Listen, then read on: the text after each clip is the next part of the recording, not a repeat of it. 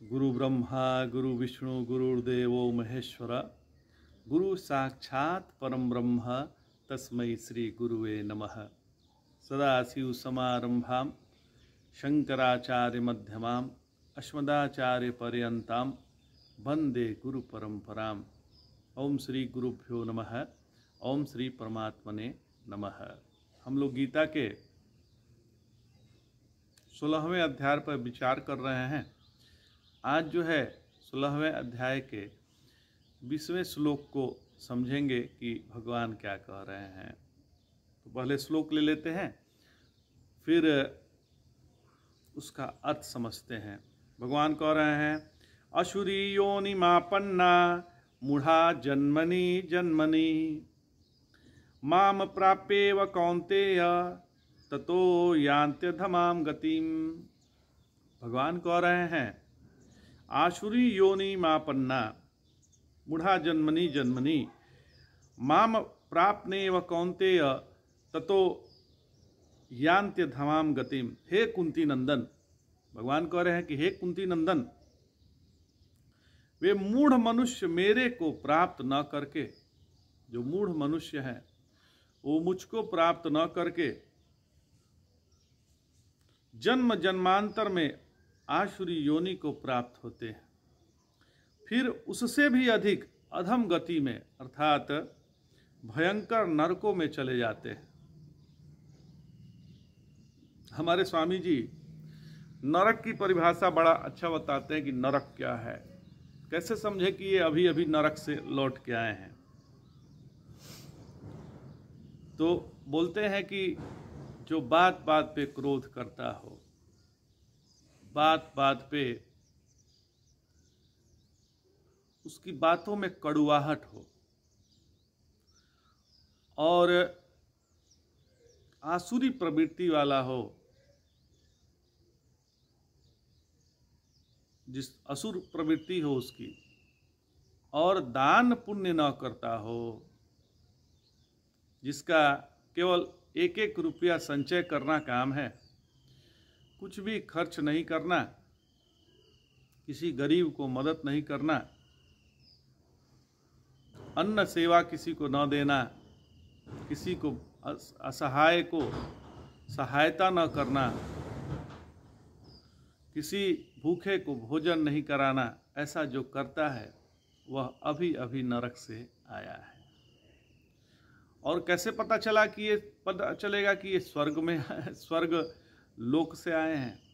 अच्छा, एक चीज नरक वाला एक और है, छूट रहा था। पति पत्नी जहाँ झगड़ते हों,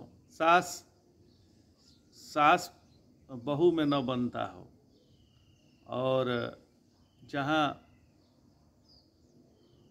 पिता पुत्र में भी न बनता हो, ये भी नरक से आए हुए हैं। अच्छा, कैसे पता चलेगी कि ये स्वर्ग से आए हुए हैं? तो स्वर्ग से जो आए हुए लोग हैं उनकी वाणी में मधुरता है,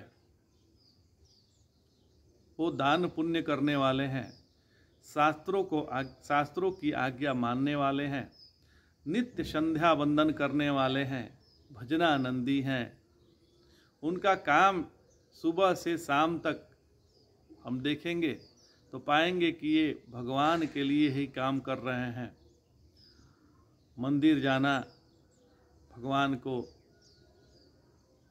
पंचोपचार षोडशोपचार पूजन करना और नित्य निरंतर जो शास्त्रों ने नियम बतलाए हैं उस प्रकार से जीवन जीना, इनका कार्य होता है।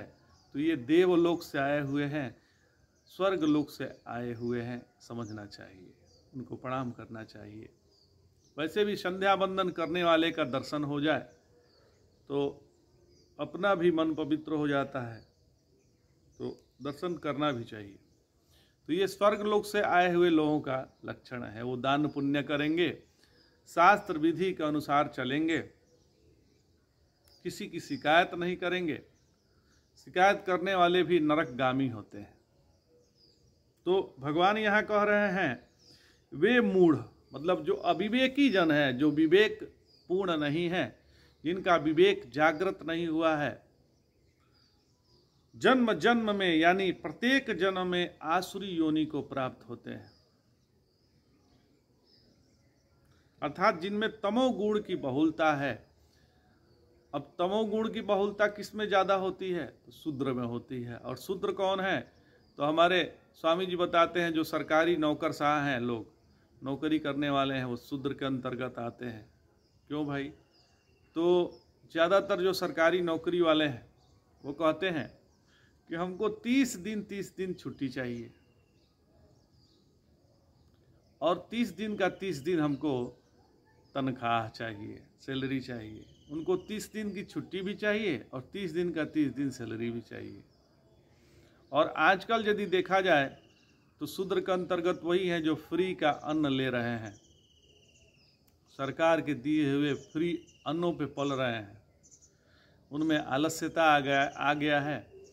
फ्री का बिजली चाहते हैं, फ्री का तेल चाहते हैं, फ्री का गैस चाहते हैं। ऐसा जो फ्री है वो शूद्र के अंतर्गत ही है। जो मेहनत करके पाता है वो कम से कम शूद्रवत तो नहीं है महाराज, उसके अंदर शूद्रता वाली गुण नहीं है, वो शूद्र नहीं है। तो जो काम नहीं करना चाहते हैं, फ्री का सब कुछ पाना चाहते हैं, वो शूद्र हैं। तो भगवान यहीं पे कह रहे हैं कि ऐसी योनियों में जन्मते हुए नीचे गिरते गिरते मुझ ईश्वर को न पाकर, मुझे नहीं पाते हुए उन पूर्व पात्र योनियों की अपेक्षा भी अधिक अधम गति को प्राप्त होते हैं। यदि ये सुधार नहीं करते हैं तो ये और अधम गति को प्राप्त होते हैं। मुझे प्राप्त न कर, ऐसा कहने का तात्पर्य यह है कि मेरे द्वारा कहे गए श्रेष्ठ मार्ग को प्राप्त न करके, जो शास्त्र नियम है, जो भगवान के बताए हुए मार्ग है, उस पर न चलकर गलत रास्ते पे चलते हैं तो वो अधोगति को तो तुरंत ही प्राप्त हो गया है। और क्योंकि मेरी प्राप्ति की तो उनके लिए कोई आशंका ही नहीं है, ये इनको मुझको वो पाना भी नहीं चाहते। उनके लिए तो वस्तुएं चाहिए, उनके लिए तो भोग की वस्तुएं चाहिए, उनको परमात्मा नहीं चाहिए महाराज। तो भगवान कह रहे हैं कि हम अपनी तारीफ अपने मुंह से करते हैं। अब देखिए कितने लोग हैं जो अपनी तारीफ अपने मुंह से करेंगे कि मैं तो बहुत बढ़िया हूँ, मैं तो ऐसा हूँ, मैं तो बहुत पैसा वाला हूँ, मेरे जैसा तो इस संसार में कोई नहीं है गुणवान। अपने गुणों की बखान स्वयं करते हैं। और मेरे जैसा कौन है भला? तो भला हमसे बड़ा कौन है? सर्वगुण विशिष्ट तो मैं ही हूँ, मुझसे गुणवान कौन है? ऐसा कहना भी अपने को नरक में ढकेलना है। यदि हम ऐसा कहते हैं तो हम अपने आप को नरकगामी ही बना रहे हैं महाराज। और हम अपने सिर को किसी के सामने झुकाते नहीं हैं, हमारा सर किसी के सामने नहीं झुकता है। यह मैं भाव रहना आत्मघाती साबित होता है। ऐसा यदि हमारे अंदर भाव है तो आत्मघाती ही हैं हम। और हम धन मान के नशे में इतने चूर हो गए हैं, उसमें मद हो गया है। बहुत दिन पहले की बात है, एक जगह मादक द्रव्य निषेध समिति बनी थी। एक जगह कहाँ बनी थी? हरिद्वार में बनी थी कि भाई एक समिति बना कि भाई मादक द्रव्य निषेध होगा यहाँ पे, अब कोई नशा सेवन नहीं करेगा। साधु लोग गांजा न पिए, मतलब उनका कहना था कि साधु लोग गांजा न पिए। जो उसके सदस्य लोग एक साधु के पास गए, ऐसे ही भाई सबको सदस्य बनाना था कि आप न नशा करें, तो साधु के पास पहुंच गए। तो उन्होंने कहा कि भगवान आप भी इस पे साइन कर दीजिए कि आप भी नशा नहीं करेंगे, कोई नशा आप नहीं करेंगे। तो जो साधु थे उन्होंने कहा कि ठीक है भाई, मादक द्रव्य की परिभाषा क्या है, हमको बताइए, ये मादक द्रव्य होता क्या है? तो उन्होंने कहा कि मादक द्रव्य का परिभाषा बताइए। तो जो गए थे तो वो बोले कि बड़े महंत, उनके पास जो बहुत कुछ रुपया पैसा है, मतलब मादक यदि द्रव्य है तो वैसे बहुत महंत हैं जिसके पास बहुत पैसा रुपया है, बहुत चेला चेली हैं, उनका मद उनको है कि नहीं है। इसका बहुत ऐसे लोग हैं जिनको बहुत पैसा है और पैसे का मद भी है, तो वो मद नहीं है क्या? ये हमारे पास बहुत गाड़ी है, ये भी तो मद है। हमारे पास बहुत पैसा है, ये मद है। हमारे पास बहुत खेत है, हमारे पास बहुत जायदाद है, ये भी तो मद है। तो मद का क्राइटेरिया क्या है आपका? मैं तो बहुत अच्छा संत हूँ, मैं तो बहुत बड़ा महंत हूँ और मैं बहुत बड़ा 30 मार खा हूँ, तो ये सारे तो मद के अंतर्गत ही आते हैं महाराज। इस मद को कौन छुड़ाएगा? तो मद की क्राइटेरिया क्या है आपकी? महात्मा जी ने कहा। तो ये लोग भाग खड़े हुए, उनका उत्तर ही नहीं दे पाए। तो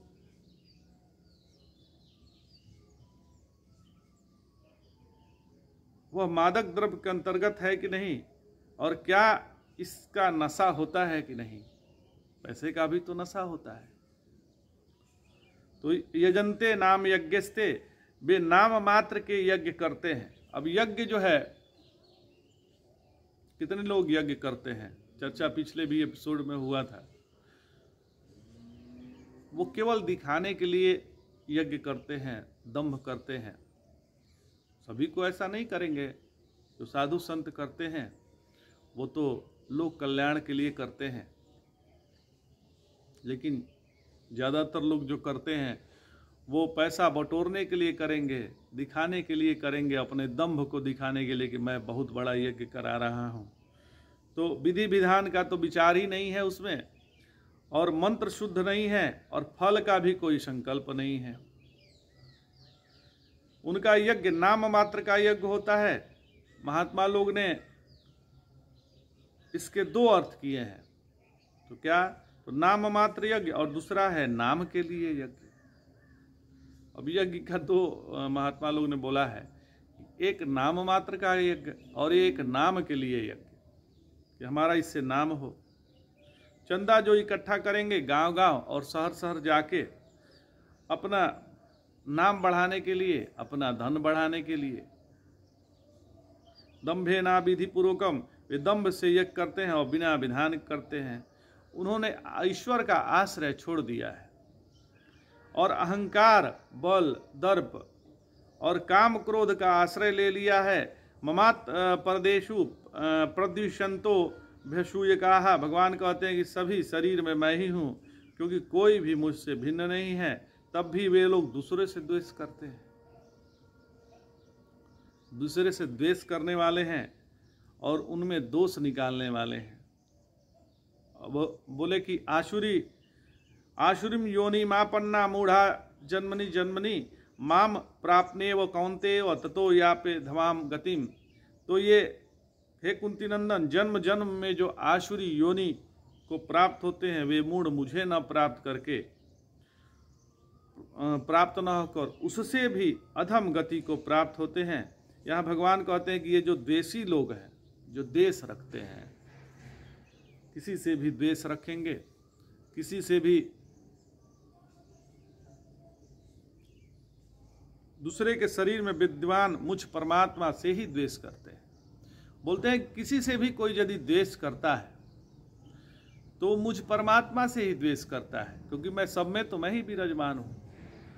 और ये क्रूर नराधम, इनको बार बार संसार में फेंकता हूँ और कहता हूँ कि जाओ बेटा, तुम नरक योनि में ही वास करो, क्योंकि तुम इसी के लायक हो। जिस योनि में आकर भी मुझे प्राप्त कर सकते थे, यह मनुष्य योनि भगवान को पाने के लिए है, और इसमें आने के बाद भी तुम ऐसे कार्य करने लगे, ऐसा धर्म करने लगे, अधर्म करने लगे, जिससे अब तुम फिर इसी नरक में तुमको जन्म लेना पड़ेगा। तो भगवान कहे कि वे चाहते हैं कि हृदय ज्ञा माँ बापी, माँ अप्राप्त मुझको हाथ से पकड़ लेते, मुंह से पी लेते आँखों से हमारा सौंदर्यामृत का पान कर लेते, अभेदे न आत्मवेना हमारा साक्षात्कार कर लेते, लेकिन ये तो बेवकूफ़ी के कारण अधमा गति को प्राप्त हो गए या होते हैं। तो भगवान यहाँ पर करुणा करते हैं। यदि वो किसी को अधोगति देते हैं तो उनके पाप का ही प्रायश्चित के लिए देते हैं, और वो पुनः चाहें तो सद्गुणों को विकास करके पुनः अच्छे योनियों में जा सकते हैं, भगवान को प्राप्त कर सकते हैं।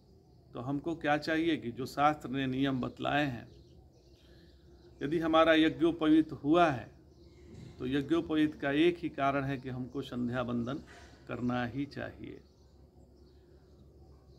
हमारे नित्य पूजा पाठ जरूरी है। सुबह उठते ही अपने माता पिता को प्रणाम करें, अपने गुरु को प्रणाम करें, और स्नान करके संध्या वंदन करें, पूजा पोथी करें।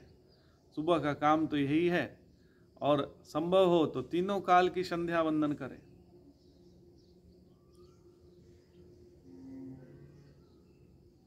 भगवान का भजन करने से अपने पातक का नाश होता है, अपने जो किए हुए पापाचरण हैं उसका नाश होता है। हम ऊर्ध्व गति की ओर जाते हैं, अधोगति हमारी नहीं होती, हम परमात्मा की ओर जाने लगते हैं, और हमारा मन भी शांत होता है। हमारे गुरुदेव कहते हैं कि भगवान की ओर बढ़ा हुआ एक कदम भी हमको शांति दिला देता है। अब भगवान से हम जितने दूर होते हैं हम अशांत होते हैं महाराज। तो हमें शांति चाहिए कि अशांति चाहिए? हम पैसा भी इसीलिए कमाना चाहते हैं कि हमको शांति मिले। हमें कोई वस्तु इसीलिए चाहिए क्योंकि हमको शांति मिले, और हमको पहले से शांति मिली हुई है, क्योंकि भगवान तो हमारे से एक हैं। भगवान तो इस शरीर में भी हैं, और ये संसार भी भगवान ही हैं। तो जिधर देखिए उधर भगवान ही दिख रहे हैं। सूर्योदय हो गया तो सूर्य के रूप में भगवान है, सूर्य के प्रकाश के रूप में भी भगवान है। रात्रि आ गई, चंद्रमा दिखने लगे, वो भी भगवान है। ये पंछी दिख रहे हैं, ये भी परमात्मा स्वरूप है, वो भगवान की शक्ति से ही उड़ रहे हैं। तो उसमें परमात्मा की शक्ति है, तभी वो चल पा रहे हैं। पंख को फैला के आनंद होके आकाश में उड़ पा रहे हैं।